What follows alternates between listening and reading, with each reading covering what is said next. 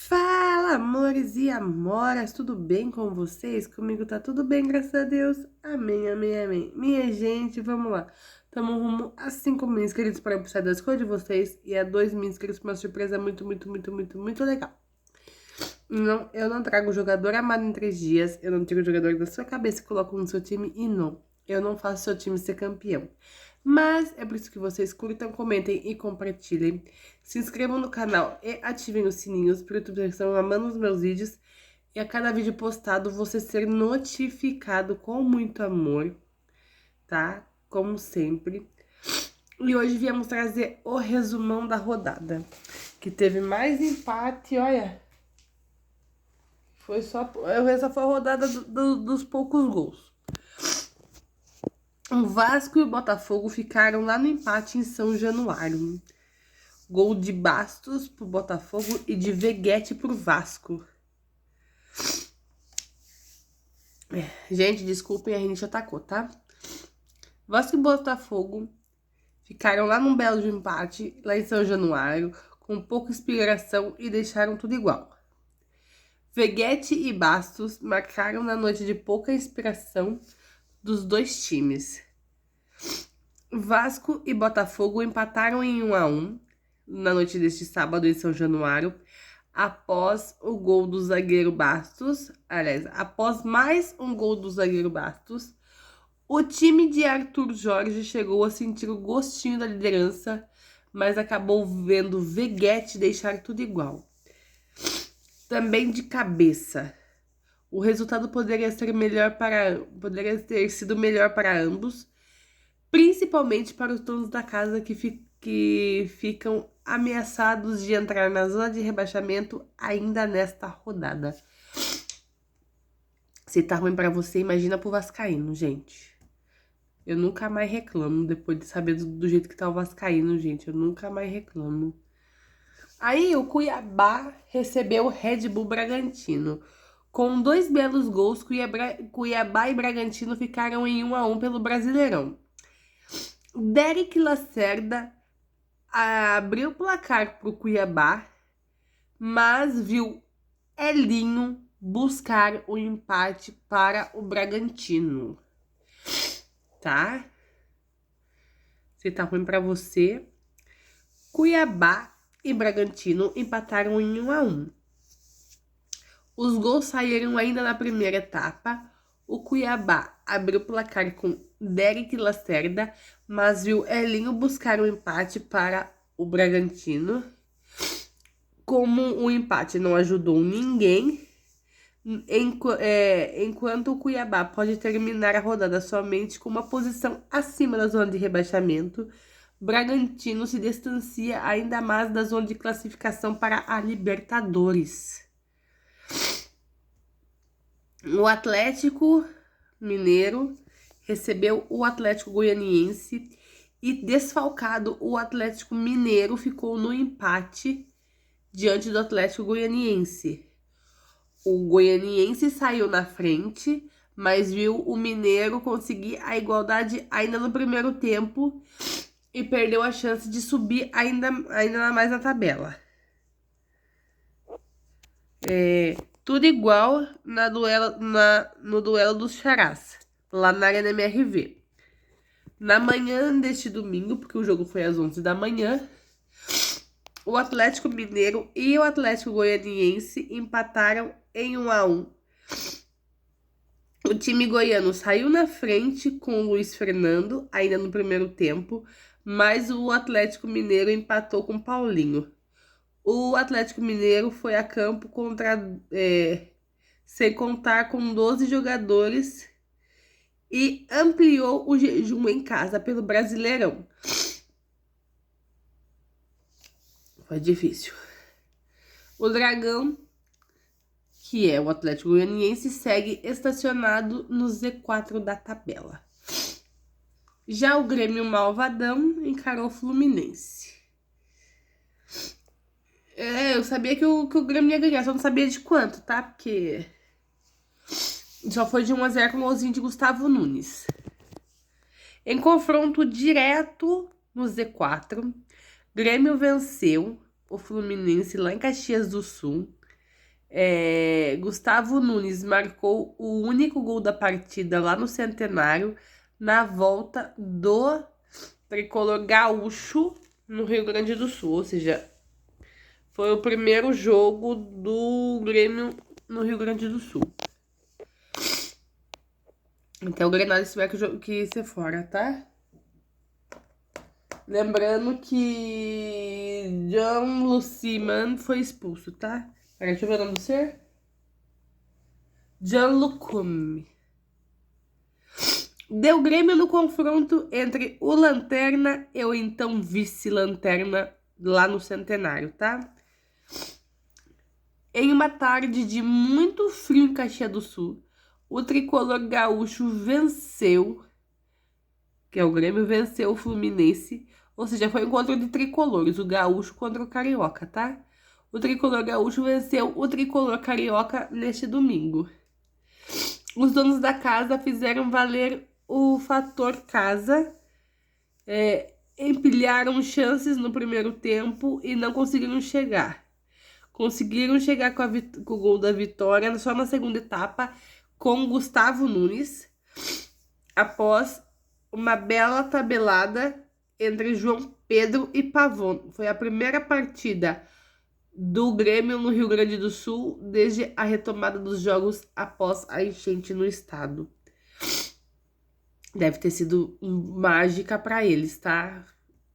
Por isso eu falo que eu não julgo. Deve ter sido muito top para eles voltar para casa. Então vocês também não julguem, tá?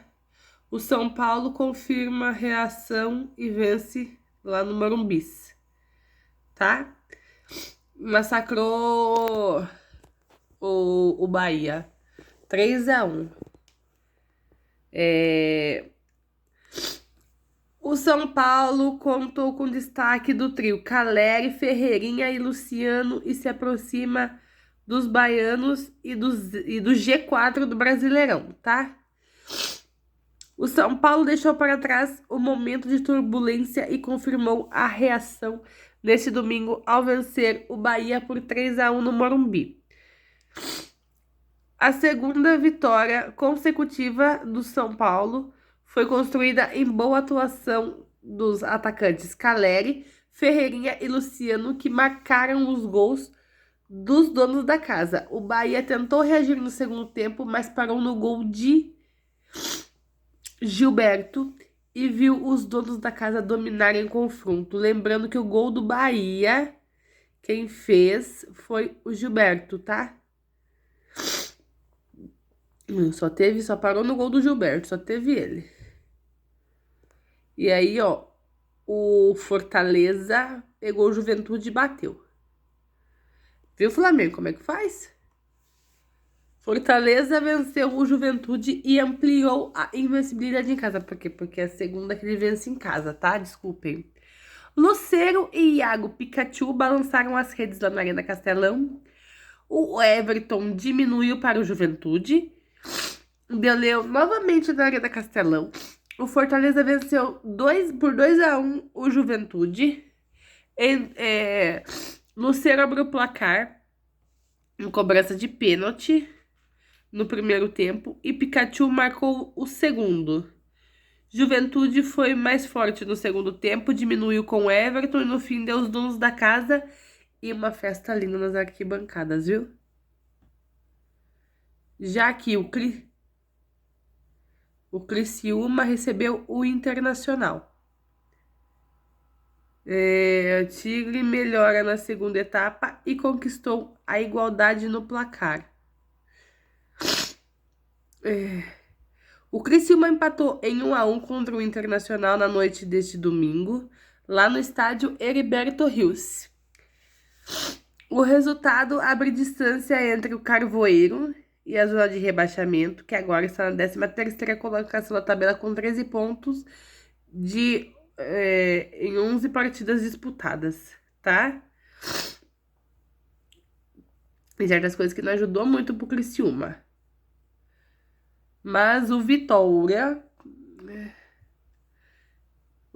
perdeu para o Atlético Paranaense, tá? E o Atlético bateu o Vitória com gol na reta final e se recupera no Brasileirão. Em jogo ruim das duas equipes, Julimar aproveita a falha e resolve aos 35 do segundo tempo. Vitória e Atlético Paranaense passaram longe de fazer um jogo vistoso. As duas equipes pouco criaram, mas foi o Furacão que aproveitou uma das raras oportunidades para marcar o gol do jogo, com Julimar, aos 35 do segundo tempo, e dar um novo fôlego à equipe em meio ao momento turbulento da temporada. Se tava pra vocês, imagina pra eles. Ai, gente, desculpa, essa rinite tá atacada demais.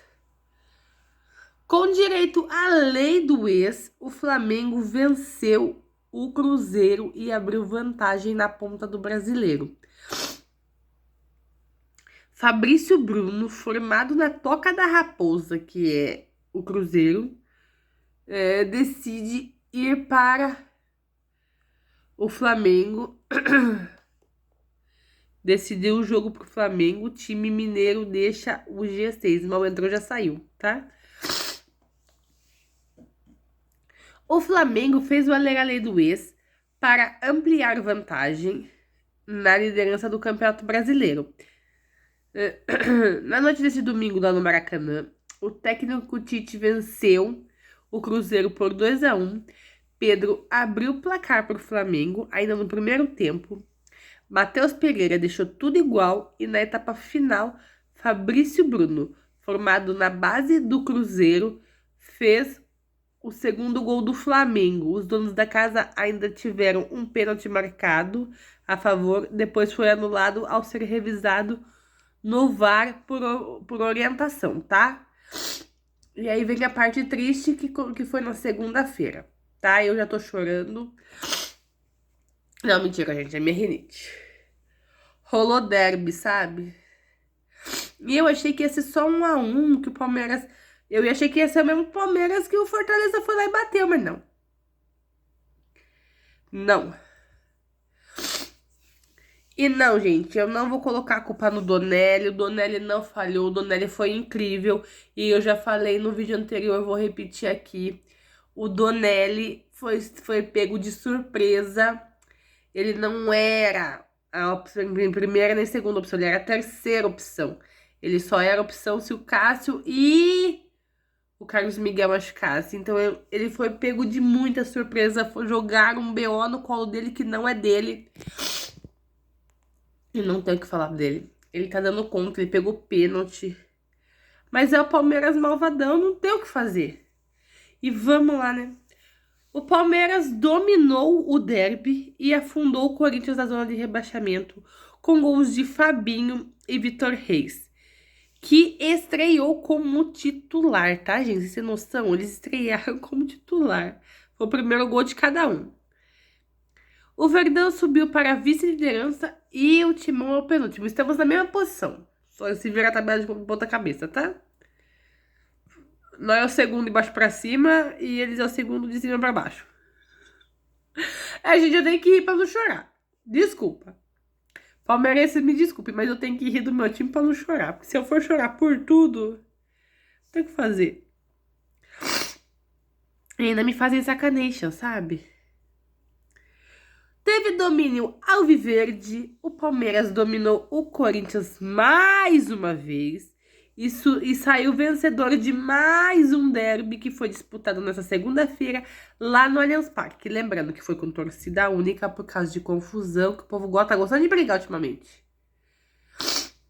Com mais de 41 mil torcedores do estádio, o Palmeiras fez 2-0 e subiu para a vice-liderança do Brasileirão.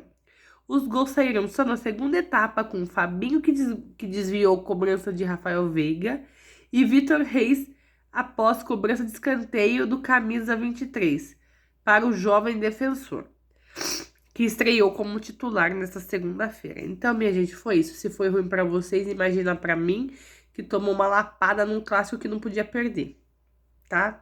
Porque pra mim, derby não se ganha, se joga. Derby não se perde, se joga. Mas o meu time resolveu fazer cagada. E eu não posso xingar. Porque eu prometi que eu não vou mais ficar xingando, não. Se o Corinthians não joga, já não vai ser mais problema meu. Tá? Começa a descontar do salário que eles começam a jogar. Mas é isso, amores. Parabéns se o seu time venceu. Triste igual eu se o seu time perdeu. Adeus toda a honra e toda a glória. Obrigada por tudo até aqui. Beijos. Eu amo vocês demais. Fui.